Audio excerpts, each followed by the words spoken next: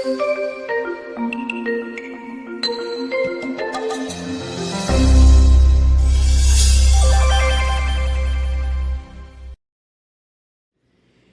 is wonderful to worship, pero ano ba talaga ang kahulugan at ano ba at ibang uri ng pagsamba? Ang paglagay sa tamang lugar ay isa ring pagsamba because God is God of order. Kaya lagi tinuturo, lumagay ka sa lugar. Follow the system, the organization, because God is organized and God likes people to live civilized lives where there is order. And if there's going to be order, people have to stay in their proper places. Abuse of privilege, abuse of relationships can threaten the very relationship and the organization where people belong. Ang ating pag-aaral ngayon tungkol sa isang pag-alis sa tamang lugar ng taong dapat sana nasa tamang lugar, si Miriam, kapatid ni Moses. Miriam's derma problem. Ano ba ang naging skin problem nitong ate ni Moses? Aming Diyos, salamat sapagkat kayo nakikinig sa panalangin. We ask you, Father, to forgive us, cleanse our sins. We declare all our need for you, our sinfulness and our filth. And we ask you, Father, to wash us with the blood of Jesus. Make us clean, not because we deserve to be so, not because we are, but because you are. And we ask you, Father, to let the mighty, precious, and powerful blood of Jesus cleanse us from all iniquity. Patawarin niyo po kami, linisin, restore us, and bless us. We are gathered to ask blessings from you and to bless your holy name as well. Lord, walk in our midst, teach us. Let your power be, O God, the power over all of us. We bring every thought captive to the name of your Son, Jesus, and we ask you, Lord, let every evil spirit, every evil man, and every evil intention be destroyed and trampled upon by the power of the name of Jesus. We ask you, Lord, take over, sit on your throne of power, dispense wisdom and blessing. In the name of Jesus, your Son, our Lord, we pray. Alam po natin ang kasaysayan na si Moses tinawag ng Panginoon to lead the nation of Israel out of slavery, out of Egypt and into the promised land. But the people of Israel were very hard-headed. Therefore, what must have been just a 2-week travel from Egypt to the promised land took them 40 years. Dapat in a matter of 2 weeks, up to 2 months at most, nakarating na sila sa pupuntahan nila ayon sa mga calculations ng mga experts. Pero nagpaikot-ikot sila sa desyerto dahil marami silang naging kasalanan. At dahil sa kasalanan din na yun, lalong humaba pa ang kanilang paghihirap. Isa dyan ang naging kasalanan laban kay Moses ng kanyang dalawang kapatid. Numbers 12 verses 1 to 2. Miriam and Aaron began to talk against Moses because of his Cushite wife, for he had married a Cushite. Has the Lord spoken only through Moses? They asked. Hasn't he also spoken through us? And the Lord heard this. Iginagalang ng buong bayan si Moses, pero meron na mga nagsisimulang magreklamo, magrebelde. Sabi nila, ba't ba kami pinaalis-alis sa Egypt? Why were we led out of Egypt? Namimiss namin ang mga melon, mga pakwan, mga sibuyas, mga pagkain sa Egypt. Tapos, ang hirap-hirap ng paglalakbay na ito. In such a very volatile situation, people in higher authority must remain solid and with one another. Kasi kung ang mga taong matataas ang posisyon, sila pa yung magsisiraan, sila pa yung magsasalita laban sa isa't isa, lalong lalaki ang loob ng mga rebellious people. At yan ang naging kasalanan ni Miriam at Aaron, kapatid ni Moses, nagsimula rin silang magreklamo. Ang number 1 na reason ng kanilang pagreklamo ay yung napiling pakasalan ng kapatid nila, isang Ethiopian woman. Hindi nila gusto for whatever reason. At yon ang naging excuse para lumaki ang kanilang reklamo. Ang inireklamo na nila ngayon, yung leadership ni Moses. Sabi nila, bakit? Si Moses lang bang kinakausap ng Diyos? Di ba kami rin? Kasi naman, si Moses, noong tumatanggi sa ministry, sabi naman sa kanya ni Lord, kung sinasabi mong hindi ka spokesperson, hindi ka magaling magsalita, okay, your brother Aaron can become your spokesperson. So, napasama si Aaron. At si Miriam, como kapatid din, laging kasama. Pag kinakausap ng Panginoon si Moses, nadidinig na rin niya. Kasali kasi siya sa inner circle. So Moses' sister Miriam and brother Aaron began to talk against Moses. Di bali na sana ibang tao talking against him, pero ito kapatid pa. Nasa top leadership pa sila. It was an in-law issue, and Moses, you will remember, was the youngest in the family. Ate niya si Miriam, kuya niya itong si Aaron. And they began to question, even to erode Moses' spiritual authority. In such a difficult time, you need strong leadership and you need strong followership. So, hindi dapat nagmumula dun pa sa mga kapatid yung pagtatanong mismo tungkol sa otoridad ni Moses. Kinu-question nila, and of course, it was going to breed rebellion. And it was not only that, Miriam and Aaron began to lift themselves up before the people at the expense of Moses. Sabi nila, bakit? Kami man ang kinakausap pa. Hindi lang naman siya. Anong ibig sabihin nun? Makinig din kayo sa amin. Meron din kaming karapatan na pakinggan ninyo at dapat din kami ay sundin ninyo. Well, up to a point, Miriam was really a leader. We know that she led the women in dancing with tambourines when the army of Pharaoh was drowned by God. And Aaron was Moses' priest spokesman. May katotohanan naman na sila naman ay merong mga responsible positions or positions of responsibility. Pero lumaki ang ulo. Yan yung mga kasabihan ng mga langaw na nakatungtong sa kalabaw, akala nila mas mataas pa sila kaysa sa kalabaw. Si Moses lang daw bang kinakausap? Sila rin. Samantalang kasama lang naman sila. Hindi naman talaga sila yung kinakausap ng Diyos. Numbers 12:4-9. At once the Lord said to Moses, Aaron, and Miriam, "Come out to the tent of meeting, all three of you." So the three of them came out. Then the Lord came down in a pillar of cloud. He stood at the entrance to the tent and summoned Aaron and Miriam. When both of them stepped forward, he said, "Listen to my words. When a prophet of the Lord is among you, I reveal myself to him in visions. I speak to him in dreams. But this is not true of my servant Moses. He is faithful in all my house. With him I speak face to face, clearly, and not in riddles. He sees the form of the Lord. Why then were you not afraid to speak against my servant Moses?" The anger of the Lord burned against them, and he left them. Masyadong dramatic yung encounter. The Lord called the three. Halika kayong magkakapatid. Mayroon tayong meeting. At bumaba ang Panginoon sa anyo ng malaking poste na parang ulap. Talagang yung that which inspires awe.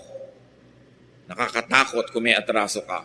Nakakatuwa kung may ginagawa kang tama. You know naman, the power of the Almighty is something you are glad about pag wala kang parusang kinakatakutan. And the Lord reaffirmed His favor on Moses. Sabi niya, hindi niyo ba napansin? Sa hinaba-haba ng panahon, pag may mga propeta akong pinapadala sa inyo, kinakausap ko lang sa panaginip. Nananaginip sila, nagkakaroon sila ng mga pangitain, tapos sasabihin nila sa inyo. Hindi nyo ba nahalata na kay Moses hindi pa napanaginip? Hindi vision, harapan kami mag-usap? Pinapakita ko sa kanya yung aking anyo. Hindi nyo ba nakita at nahalata na special siya sa akin?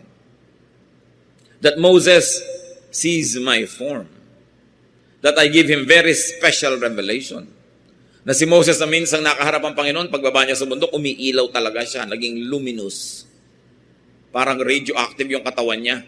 Nagliliwanag, kailangan takpan pa siya ng kumot para hindi matakot ang mga tao dahil lumiilaw siya. There was powerful anointing and obvious blessedness. Alam mo, anointed. Alam mo, empowered by God. Sabi niya, nakita niyo yan, hindi man lang kayo natakot na batikusin siya. Hindi kayo natakot na magsalita laban sa kanya. Hindi niyo ba alam na pag kinalaban niyo siya, ako ang kalaban niyo? So the Lord asked why they were not afraid to speak against Moses and in the process offend God. And the Bible is very clear. God burned with anger. Talagang kumukulo siya sa galit. Galitin mo na ang lahat, huwag lang ang Diyos. Nagalit ang Diyos sa magkapatid. Number 12:10 to 13. When the cloud lifted up from above the tent, there stood Miriam leprous, like snow. Aaron turned toward her and saw that she had leprosy. And he said to Moses, "Please, my Lord, do not hold against us the sin we have so foolishly committed. Do not let her be like a stillborn infant coming from its mother's womb with its flesh half eaten away." So Moses cried out to the Lord, "O God, please heal her." So Miriam was inflicted with a derma problem. Nagkaroon siya ng ketong. Nung umalis yung ulap na yun na presensya ng Panginoon, makita nila si Miriam puting-puti, parang snow. It's the early stages of leprosy. Talagang puting-puti ang kanyang balat. And it was the worst punishment at the time because at the time, leprosy was incurable. And leprosy had always been associated by Israel as a punishment from God. Hindi natin yung dapat gawin ngayon kasi hindi naman ngayon ganyan uso yung ganong pag-iisip. Pero noon, iniisip nila, may ketong ka, therefore pinaparusahan ka ng Diyos. Biglang naging Lord ni Aaron si Moses. Lord, ang tawag niya sa kanyang kapatid. Aaron pleaded with Moses for Miriam. Talagang magkakampi ang magkapatid na ito. O kaya natakot din siya na baka siya yung next. And Aaron admitted their foolishness and their sin. Sabi, nagkamali kami, patawarin mo na po kami. Kulang-kulang na lang mangupo na siya. At dahil nadinig ni Moses ang mga pakiusap ng kanyang kapatid, Moses cried out to God for Miriam's healing. Mabait talaga. Yung dalawa, magkakampi talaga. Take note that Miriam and Aaron did not and could not appeal to God directly. Yabang-yabang nila kanina. Sabi, bakit? Kami ba hindi kinakausap ng Diyos? Siya lang ba? O ngayon, ba't di sila kumuusap sa Diyos?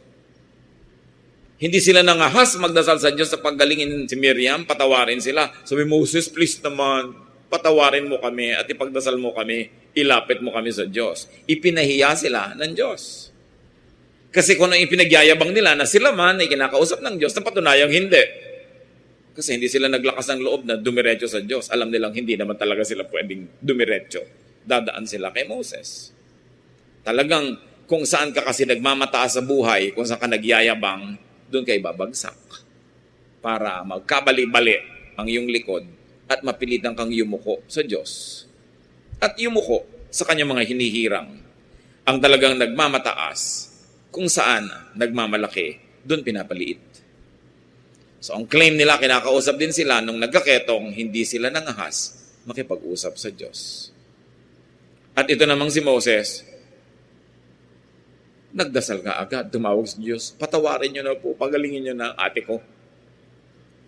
Numbers 12:14. The Lord replied to Moses, "If her father had spit in her face, would she not have been in disgrace for 7 days? Confine her outside the camp for 7 days. After that, she can be brought back." Hanggang ngayon po, sa mga makakaluma na mga kultura sa Middle East, ang tatay na may authority sa anak, pag dinuran niya ang muka ng kanyang anak na babae, para na siya isinumpa. Siya ay mahihiwalay sa kanilang pamilya at ang lahat ng mga pabor na ibinibigay sa kanya, babawiin. Ito ang pinagmumulan ng kaugalian na yon. Kaya sabi ni Moses, patawarin niyo na po, pagalingin. Sabi naman ng Diyos, hindi ba kung tatay lamang ang dudura sa mukha ng anak niyang babae, ang kailangan siya ay ihiwalay at parusahan? Ako pa, Diyos, tatay ng mga tatay, God of gods, ang dumura sa mukha niya sa pamamagitan ng pagbibigay sa kanya ng ketong? Kung ganon, sabi ganon, at least, dapat 7 days din siyang madisgrace, mapahiya, palabasin sa kampo, isama sa mga may ketong at sa mga pinarurusahan. Sila po kasi ay naglalakbay, mga tent lang ang tinitirhan nila, kaya pag lumakad yung ulap na presensya ng Diyos o apoy, bunot ang mga tent, tiklop ang mga lahat, lakad din sila susunod. Kailangan sumunod sila. Kasi sila ay naglalakbay patungo sa promised land. Pero pagkaganyang may mga nakakulong, may mga pinapalabas sila sa camp, dinedisiplina, hindi umaalis, hindi lumalakad ang Exodus, nade-delay. Kasi may mga taong nakahiwalay at nakakulong. At ganun ang nangyari kay Moses. Kay Miriam, rather. So the Lord listened to Moses, but not without the least punishment for Miriam. She would be disgraced for 7 days with the lepers outside the camp. So the entire nation got to know, and the entire nation did not move. Nakita niyo nangyari? Nagtataka mga tao, ba't hindi tayo lumalakad? Si Miriam, may leprosy. So itong madaldal na kapatid, nagre-reklamo, nagsisimula ng rebellion, nalaman ng lahat na binigyan ng Diyos ang ketong. At dahil doon, ang buong bayan ay hindi umusad, they did not move, nadamay ang lahat. Na-delay by at least 7 days ang pagdating nila sa promised land. Because the people listened to Miriam, because they did not rebuke her when she was talking against Moses, because they gave her an audience and a forum, they were all affected. So naparusahan ang lahat. What are the lessons learned aside from your own personal reflections? One is that do not be intoxicated by delegated power or authority. Pinapahiram lang naman sila ni Moses ng kapangyarihan eh. Si Moses talaga yung meron. Dinedelegatean lang sila. Nakalimutan na nila yun. Akala nila meron din talaga silang tunay na authority. Hindi naman silang kausap ng Diyos. As long as they were under the authority of Moses, they could function well. But without that authority coming from the chosen channel of God, they were nothing. So ganun ang dapat nating tandaan.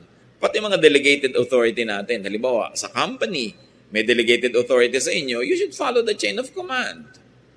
Sa armed forces, may delegated authority, follow the chain of command. Sa bahay, merong chain of command, follow the chain of command.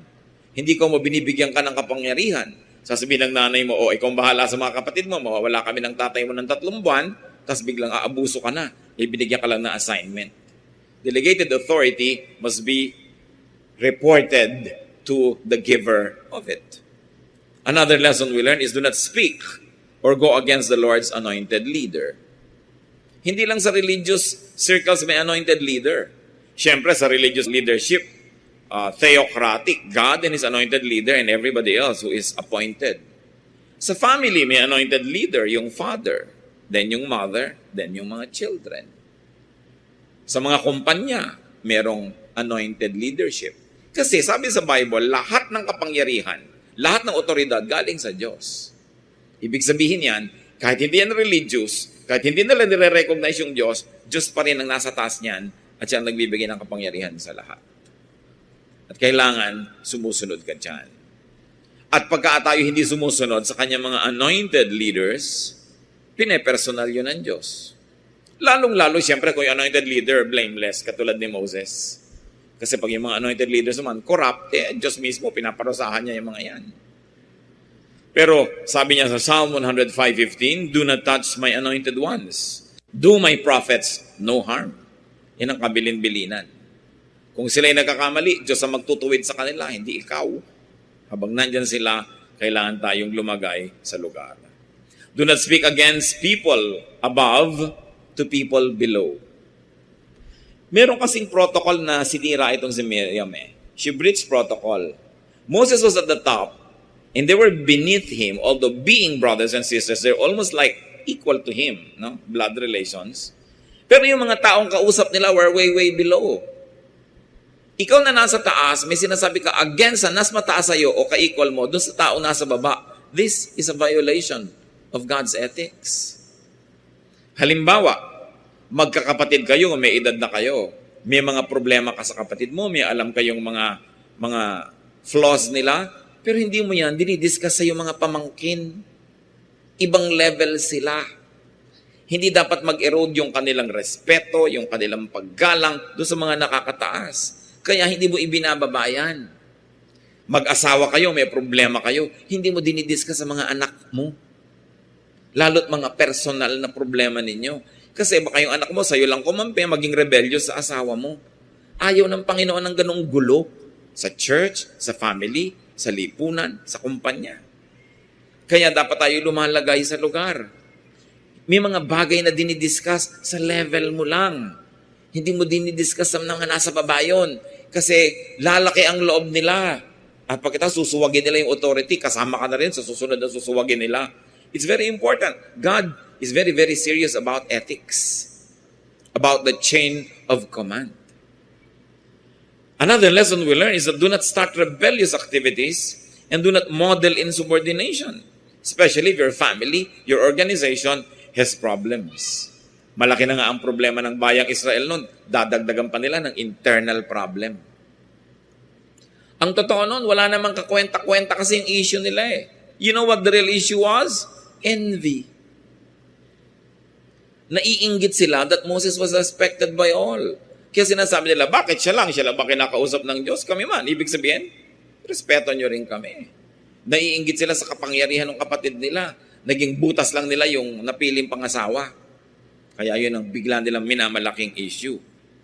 2 Chronicles 13, 5-6, 15, and 20. Don't you know that the Lord, the God of Israel, has given the kingship of Israel to David and his descendants forever by a covenant of salt? Yet Jeroboam, son of Nebat, an official of Solomon, son of David, rebelled against his master. God routed Jeroboam and did not regain power during the time of Abijah. And the Lord struck him down and he died. So, malaking kwento. Ang ibig sabihin lang naman nun, lumalaban sila doon sa pinili ng Diyos na pamilya mag-ahari doon sa kanilang bayan, ang Diyos mismo. Ang pumalo at pumatay sa kanya. God hates rebellion against His chosen leader. God hates insubordination against His anointed ones. Whether those anointed ones were sterling and whether they were above reproach was not the point. The point was, God would deal with them. Hindi yung mga nasa baba ang nagtutuwid sa nasa taas. Democracy ang tawag doon. Diba? Pero sa Diyos, theocracy. Power from above, pababa. Sa democracy, is the opposite. Power from below, papataas. So nakikita natin yung mga ethics involved here. Another thing we learn from this story is to repent at once when error is committed. Malaki yung error nila eh. Lumaban sila sa otoridad na Diyos ang naglagay. Ngayon, kung hindi naman yung Diyos ang naglagay, baka pwede pa. Pero ito, Diyos ang malinaw na naglagay. Hindi mo dapat sasalungatin. Pero ang ginawa agad ni Aaron, nung nakita niya na nagkaroon ng leprosy ang kapatid niya, humingi agad ng tawad. Kakamali naman talaga tayo eh. Lahat tayo. Ang mahalaga, oras na nakita mo ba agad na nagkamali ka, nagsisisi ka, at humihingi ng tawad para hindi na lumaki. Baka ang kasunod nga, siya pa yung magka-leprosy niyan eh. O kaya si Miriam mamatay na sa leprosy kung hindi sila nagbagong loob agad-agad.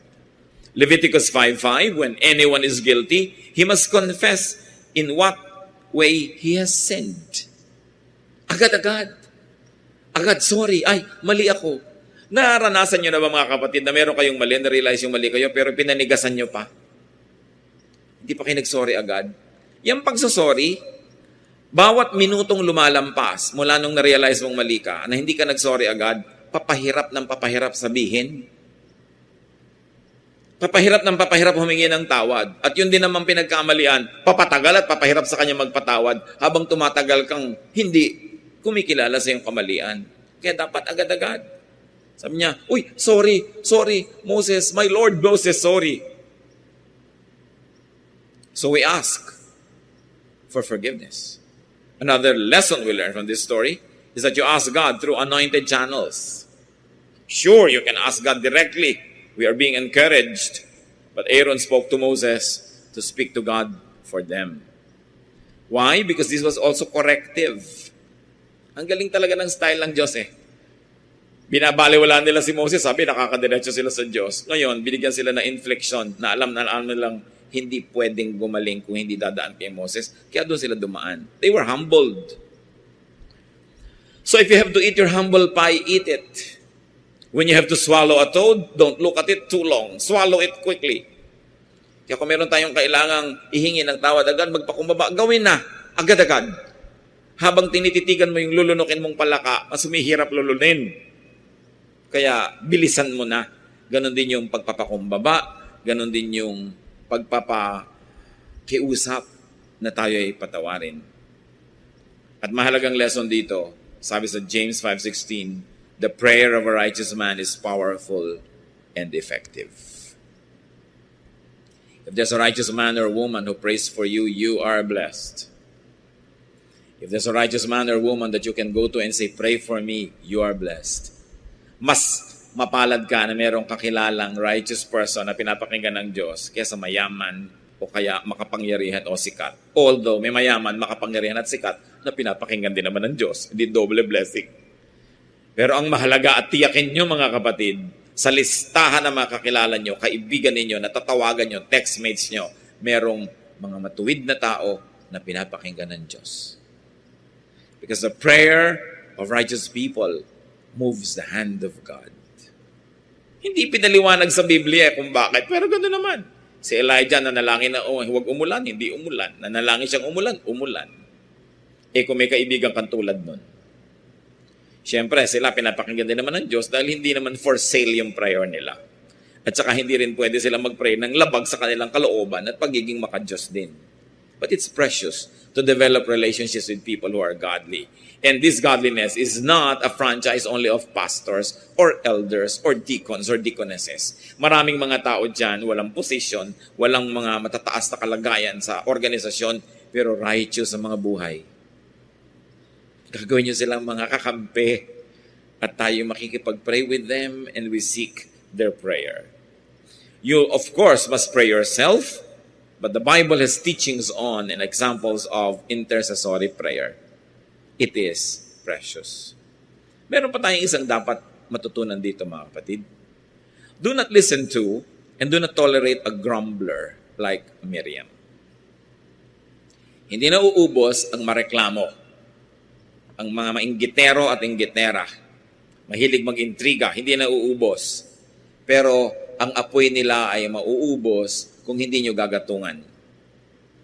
Yung kanilang siga, yung kanilang malaking bonfire, kung hindi nyo hahagisan ng bagong kahoy, bagong tuyong dahon, bagong papel, mauubos din yung apoy nun. Ano naman yung mga tuyong dahon, papel, kahoy? Mga tenga na nakikinig sa mga reklamador. Dapat kung may mahilig magrereklamo dyan, huwag niyong bigyan ng audience. Huwag niyong bigyan ng pansin. Huwag niyong encourage na laging magreklamo ng reklamo. In your family, in your social circle, in your organization, there will always be people who grumble against authority. Don't give them an audience.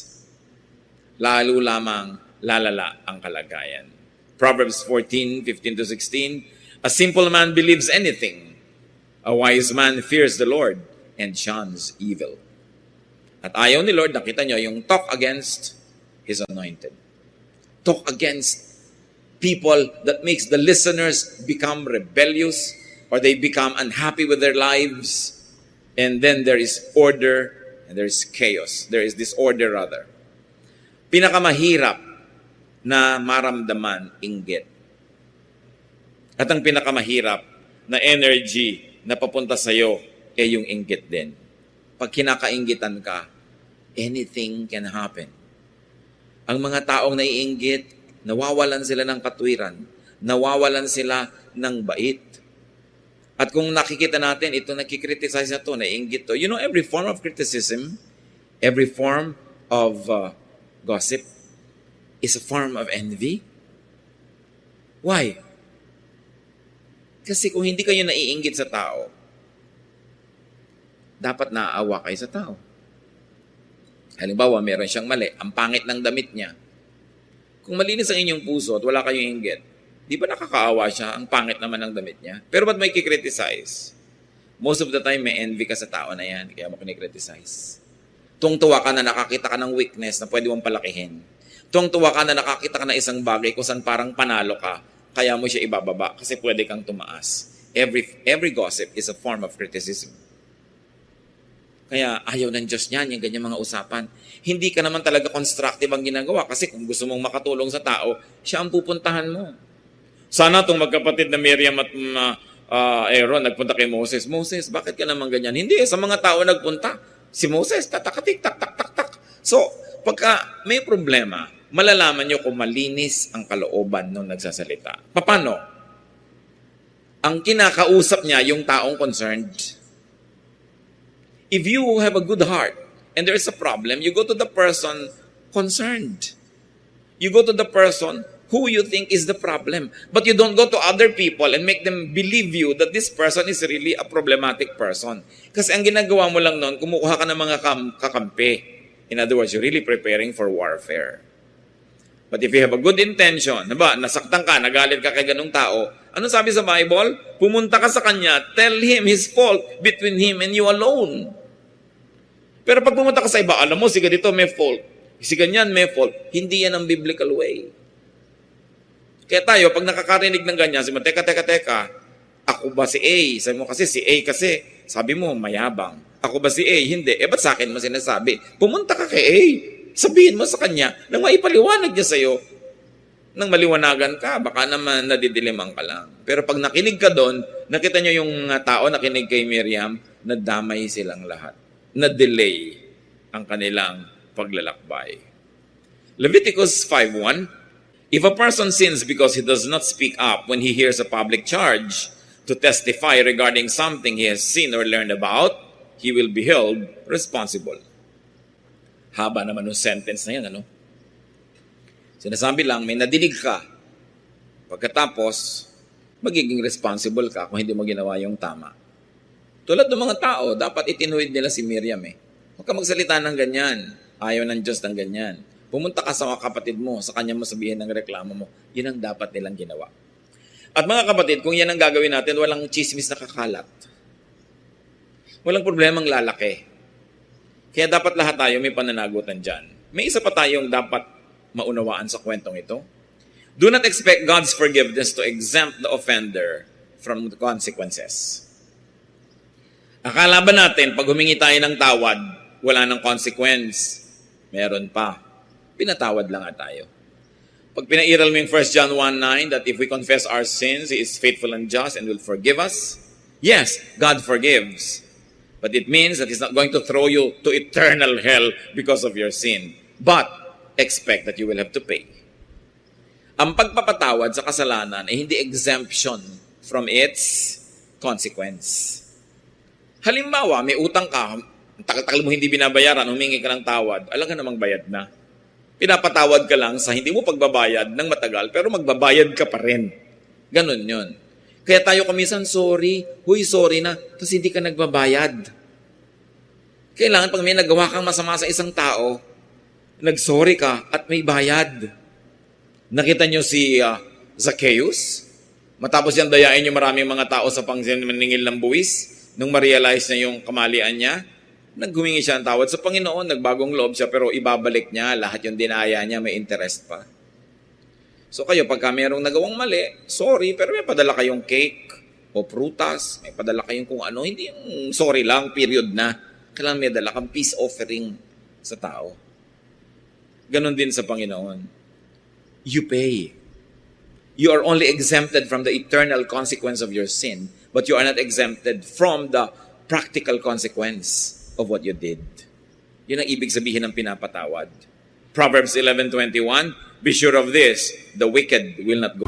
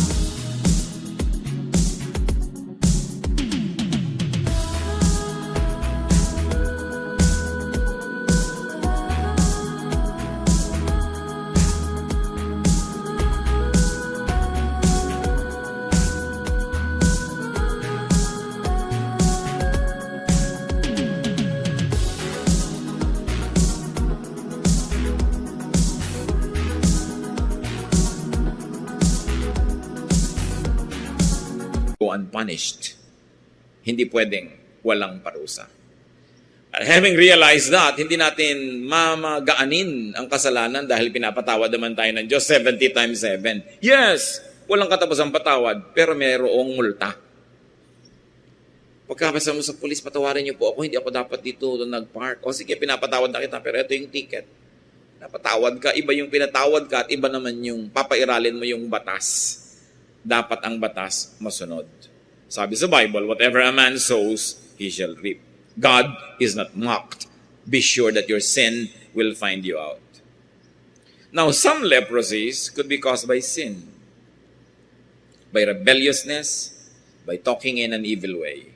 Nakita nyo, yung kasalanan nag-translate into physical illness. So maaring ang ilan natin na mga physical illnesses dahil sa kasalanan. So hindi lang tayo nagkakaroon ng clinical diagnosis. Laging masakit ang ulo ko, sumasakit ang tiyan ko, bakit kaya laging namimitig ang aking paa, nangingimay ang aking braso, bakit kaya ako laging nahihilo? Yes, you go to doctors, you go to health caregivers, you go to clinics to find out yung pathology ng sakit mo, mikrobyo ba yan, o may clinical reason. Pero hindi lang yun. Magkakaroon ka rin ng spiritual diagnosis. Magtatanong ka rin sa Diyos. Mag-iisip-isip, magbubulay-bulay. Baka naman kaya ako laging may ulcers.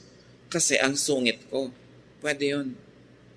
Baka naman kaya laging sumasakit ang ulo ko kasi warrior ako. Kasalanan yung worry dahil hindi ka nagtitiwala sa Diyos. Baka naman kaya ganito ang feeling ko, hindi ako mapagkatulog. Kasi meron ako mga envy, meron ako mga galit. Ang nangyayari, yung spiritual reality, the spiritual illness translates into a physical illness.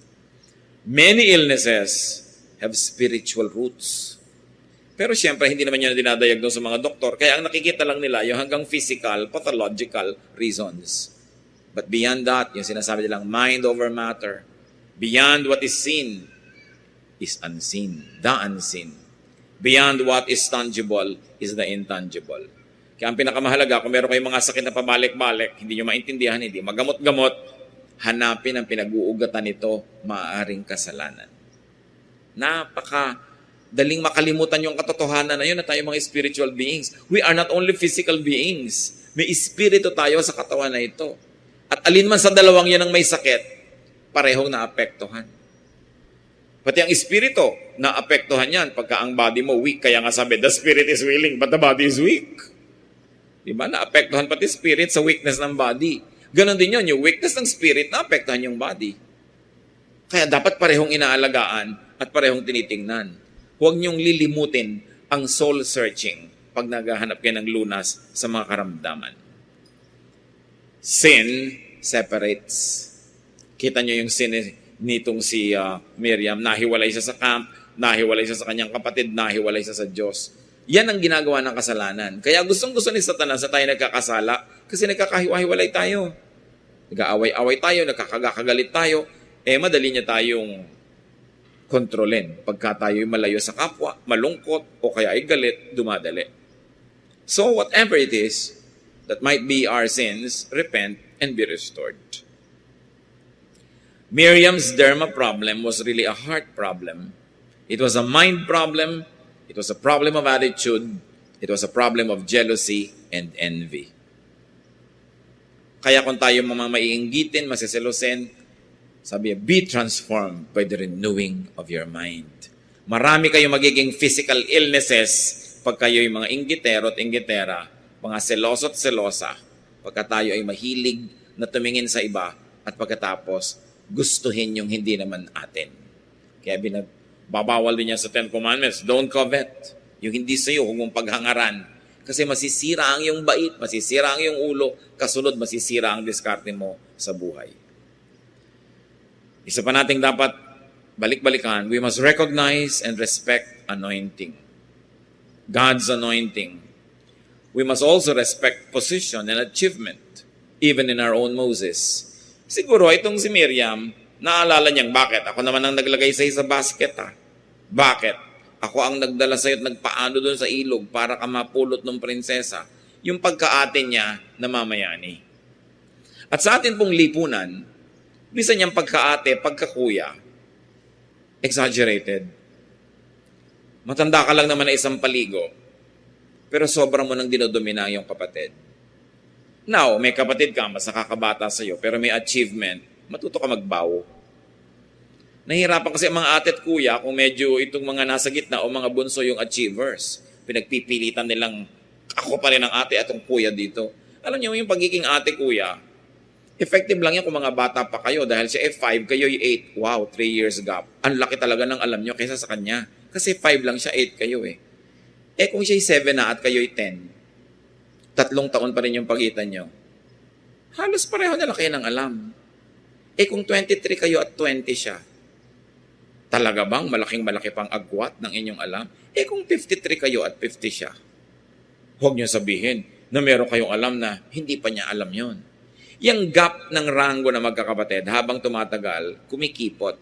Nag-aabot-abot kayo sa isang lugar na pare-pareho na lang kayo. Kaya kahit ate ka, kuya ka, gagalang ka sa mas nakakabata sa'yo. Lalo't meron silang achievement. Lalo't meron namang nagiging bunga ang kanilang buhay. Hindi mo lagi igigiit na ikaw si ate, ikaw si kuya. Kasi ganun ang ginagawa nitong si Miriam eh. Gusto niya, baw sa kanya si Moses. Si Moses ang pinakasihan ng Diyos, hindi naman siya. You must recognize that. Kahit kung minsan ikaw yung mataas ang may pinag-aralan, pero may mas nakakababang pinag-aralan siya, pero alam mo siyang ginagamit ng Panginoon eh, siya yung anointed. Baw ka na lang. Hindi mo pwedeng sabihin, mas mataas ang pinag-aralan ko, mas matanda ako sa iyo. Kaya sabi ni Paul kay Timothy, huwag mong hayaan na baliwalain ka nila dahil mas bata ka. Ikaw ang pinili sa ministry. Kahit bata ka, ikaw dapat mag-lead. Huwag ka mangimi. Kasi Diyos ang naglagay sa'yo dyan. Kaya tayo naman, tinutulungan natin yung mga so-called juniors by giving them the respect they deserve, especially if they have earned it. Mga magulang at mga anak. Malaki ang gap, 20 years, 25 years, ang gap ninyo sa anak nyo. Pero kung 70 kayo at 50 sila, ano pang alam nyo na hindi na rin nila alam? So kahit tayo mga magulang, dahan-dahan din natin we gracefully surrender many things, even to younger people, to respect the knowledge, the experience that they too have collected over the years. You cannot stand on your laurels na mas matanda ka lang. Yung pagiging matanda nung araw, sobrang kagalang-galang ang matanda. Alam niyo kung bakit? Wala namang eskwelahan nung araw eh. Noong mga panahon ng ating mga tribu, nung kauna-unahang panahon, wala namang mga paaralan, walang mga specialist schools. So talagang habang tumatanda ka, dun ka lang nagkakaroon ng alam. Therefore, pag mas matanda ka, mas maalam ka sa bata. Hindi na yan totoo ngayon. Madalas nga ngayon yung bata pa ang mas maraming alam kaysa sa matanda. Di ba? Kasi sila tong nag-aaral, nagpapakadalubasa. So, nababaligtad. Kaya dapat natin sinasabi, aba, ikagalang ko ito kahit apo ko, may alam ito. Nagbabago ang takbo ng panahon. Noong araw kasi experience lang ang teacher eh. Kaya kailangan tumanda ka para magka-experience ka. Ngayon ang daming paraan para matuto. Pero hindi ko sinasabing huwag natin igalang yung matatanda kung hindi sila marunong mag-text at hindi sila marunong magbukas ng computer o hindi sila, to be better informed doesn't mean to be wiser. Many people are just better informed, but they are not necessarily wiser. You have to take the wisdom and the counsel of the years para ka talaga maging wise. Kaya kahit kailan, iginagalang pa rin talaga ang matatanda. Kung ikaw yung bata, the counsel is, lagi mong igalang ang matanda. Pero kung ikaw yung matanda, ang counsel is, matuto na rin tayong gumalang sa mga bata. Age is not the only claim to wisdom now. Kaya kailangan marunong din tayo mag-surrender ng ganon. Hindi na yung mga paraan ng unang panahon, ako matanda dito, ako masusunod. Nag-iiba ang takbo ng panahon. At hindi ibig sabihin na masama yun. Kasi yung kaalaman at kahusayan na gumawa ng mga desisyon, hindi na lang alam nung mas mahaba ang naging buhay. So we must recognize anointing, position, and achievement even among what we call our juniors. At isa pang lesson dito, gusto kong bigyan ng diin, stop the in-law wars. Nag-asawa na yung kapatid nila, wala na silang magagawa, ayaw pa nilang tanggapin yung asawa, nagkakagulo-gulo tuloy ang pamilya nila. Kung sino man ang napangasawa ng kapatid nyo, ng anak nyo, tanggapin nyo na, lalot kung mahal. Anong gagawin ninyo? Hahatiin nyo ang puso ng kamag-anak nyo, between nyo at saka yung asawa. Kaya kailangan itong nagustuhan, tanggapin nyo na. Hindi naman kayong kasiping. Diba? Tanggapin nyo na. Kuminsan yung mga anak ang dadamot. Yung nanay nilang byuda o tatay nilang byudo, ayaw nilang pag-asawahin. Pero pag may sakit, hindi naman nila himas-himasin man lang. Inaabotan ba nila ng mainit na kape? Pagka ba ang mga anak nyo may sakit kayo, 24/7 babantayan kayo? Naku, ang magbabantay sa inyo, yung spouse nyo. Kaya huwag natin pagdadamutan yung mga mahal natin sa buhay na magkaroon sila ng partner. Kahit ayaw nyo, hindi naman kayo yung partner. Kailangan tayong matutong makisama. Yung anak nyo, yung kapatid nyo, may mahal sa buhay, meron siyang sweetheart, ayaw nyo, makisama kayo para huwag namang mahirapan ng loob nitong inyong anak o ng inyong kapatid. At huwag yung papapiliin, ako o siya. Dahil magkaiba yung asawa, magkaiba yung kamag-anak, magkaiba yung kapartner. Pagka ang mga mahal natin sa buhay, nagkakaroon sila ng partner, pasalamat tayo dahil kung natumba sila, may dadampot, kaya pa sila laging damputin lagi. Pag nagkasakit sila, may mag-aalaga. Mahalaga yung merong ganun. Huwag tayong lumalaban at laging umiimbento ng gyera sa mga in-laws.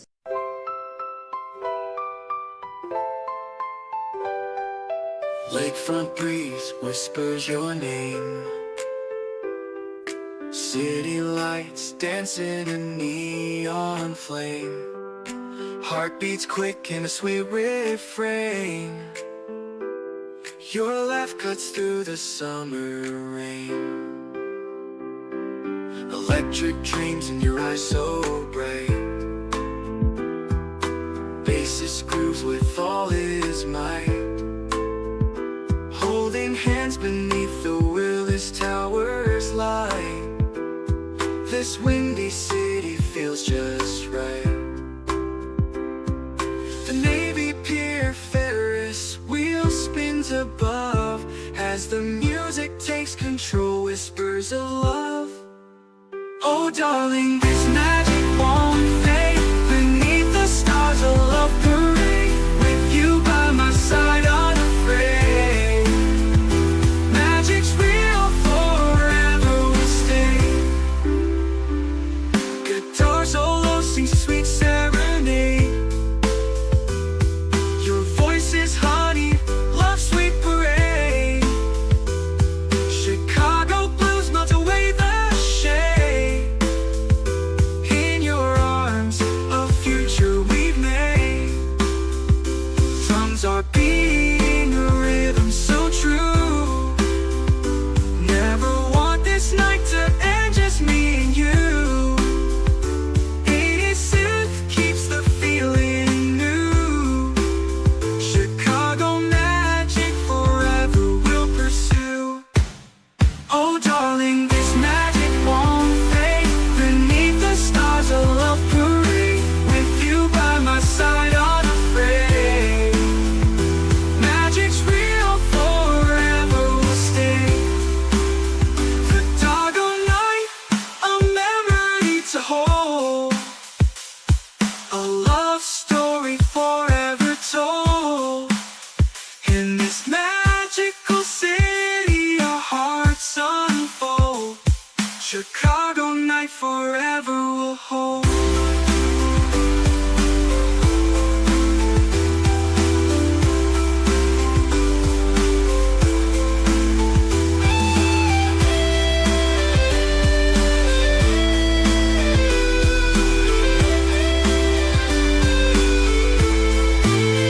Oh darling, this magic won't fade. Beneath the stars a love parade. With you by my side unafraid. Magic's real, forever will stay. Chicago night forever will hold.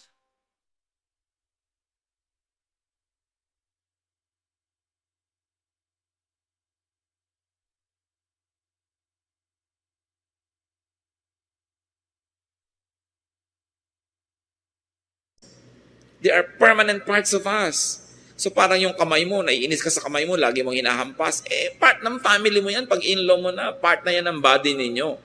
Gaano karami pang luha ang kailangang makita natin na tumulo para matuto tayong tanggapin, makisama, and improve our relationship with our in-laws. Para tahimik ang mundo. Importante yan. Nakita natin sa kaprasong kwentong binasa natin. God hates grumbling. God hates yung mga taong puro mareklamo at bulong ng bulong. Baka naman tayo pala yon, mahilig magreklamo, lagi naghahanap ng irereklamo, lagi na lang may galit, lagi na lang may sumbong. You know, grumblers inflict themselves with leprosy, whether that leprosy is visible or not. Nagkakaroon tayo ng mga iba't ibang uri ng mga sakit. And grumblers also impose themselves on others. Always find something to thank God for and really be thankful. Marami mga bagay na dapat ipagpasalamat. Ang nakikita nila noon, yung konting problema kay Moses, hindi nila nakita na hindi na sila slaves. So tayo kaya yung mareklamo? Tayo ba yung inireklamo? Huwag na tayong gumanti. Tingnan si Moses, ang bait. Pinagdasal pa niya sa Diyos. Natahimik ang pamilya nila. Huwag na kayong gaganti pa para huwag nang humaba pa. At ang problema pag gumaganti tayo, nagiging tabla. Dati mataas ang kalagayan nyo, morally sila mababa. Nung gumanti ka, bumaba ka rin, tabla na kayo. Kasi matatabla ako sa'yo. Ibig sabihin, level pareho. You no longer have a moral upper ground. So you lose the upper ground on which you stand. So gumaganti, huwag papatol sa mga ganyan. And remember, huwag mangungonsinte. Huwag ka may mabulungan ng bulungan, kwentuhan ng kwentuhan. Whether it is the church or the company, whether it's the family or the neighborhood, God doesn't like this. God likes the problem to be solved, and this is not the way to solve a problem. You go to the person concerned. Talk to the person, not about the person. Aming Diyos, nagpapasuri kami sa inyo. Kung kami man po ay biktima ng mga madadaldal, mga naiinggit, turuan mo kami magpatawad tulad ni Moses, at turuan mo kami manalangin pa nga para sa mga matatabil at mga lumalaban sa amin. At kung kami naman, Panginoon, yung Moses, yung Aaron, ipakita mo sa amin na hindi ito kalugod-lugod sa inyo. Na kung nagawa na namin, humingi kami agad ng tawad, ituwid at talikuran ng ganitong masamang gawi. At kung kami naman yung mga taong bayan na kinukwentuhan ng mga Aaron and mga Miriam sa buhay namin, huwag namin silang konsintihin. Ituro namin ang tama. At nang hindi lang magkaroon lagi ng kwentuhan, kundi magkaroon ng solusyon sa mga problema. Marami kayong itinuturo sa amin sa mga iksing kwentong ito, punong-puno ng aral. Humihingi kami, Panginoon, ng mga practical applications so that we will be enriched, empowered, enlightened by your word. Na hindi kami magiging tulad din ng dati na matapos naming marinig ang kwentong ito at muli naming masuri that we will become better persons, that we will stop becoming Aarons and Miriams, we will be more like Moses, and we will stop becoming like the people that lent their ears to all this grumbling. Ituro mo rin sa amin, Panginoon, na tingnan na aming mga sarili kung ang mga sakit namin, hirap sa buhay na dinaranas ay dahil din sa kasalanan, lalong-lalo dahil sa inggit o sa selos. Ituro mo sa amin na higit na mabuting paraan. Magbulay-bulay tayo sa ilang saglit. Humingi tayo ng pagpapala, pagtutuwid, kaliwanagan. Be silent before the Lord. Let's be still and hear the voice of the Lord for our personal edification.